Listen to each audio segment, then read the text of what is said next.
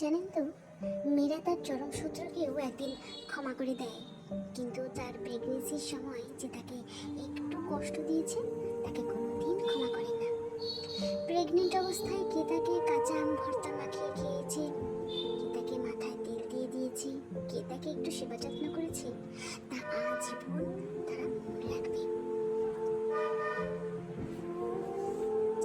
অন্যদিকে কে কে তাকে খাওয়া নিয়ে খোঁচা মেরে কথা বলেছে, কার কাছে কত বেল খেতে চেয়েছিল কিন্তু সে দেয়নি, কার বাড়ির বিরিয়ানির ঘ্রাণ নাকে এসেছিল কিন্তু এক প্লেট দেয়নি, এই কথাও সে আজীবন মনে রাখবে এবং তাদেরকে আজীবন সে বাতিলের খাতায় টুকে রাখবে। আসলে প্রেগনেন্সিটা একটা মেয়ের জীবনে এমন একটা সময় যখন তার মন কোনো যুক্তি পরামর্শ কোনো নিয়ম বোঝে না, অবধ শিশুর মতো হয়ে যায়। পাশের বাড়ির বেড়ালের ঝগড়া দেখেও সে ভেউ ভেউ করে কাঁদে, আবার অতি শখের জামাটা কেন গায়ে আসছে না এটা নিয়েও ফুপিয়ে কাঁদে। আসলেই এই সময়টা একটা মেয়ের জীবনের বড় আশ্চর্যের সময়।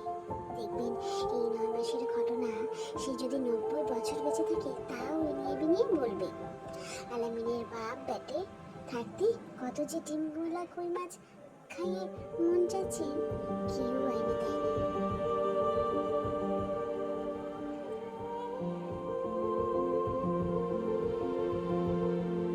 তাই আপনার কাছে মানুষ যদি কেউ প্রেগনেন্ট থাকে তার যত্ন নিন, অন্য সবার থেকে একটু আলাদা, প্রায়োরিটি তাকে দিন, একটু তার দাবিগুলো পূরণ করুন।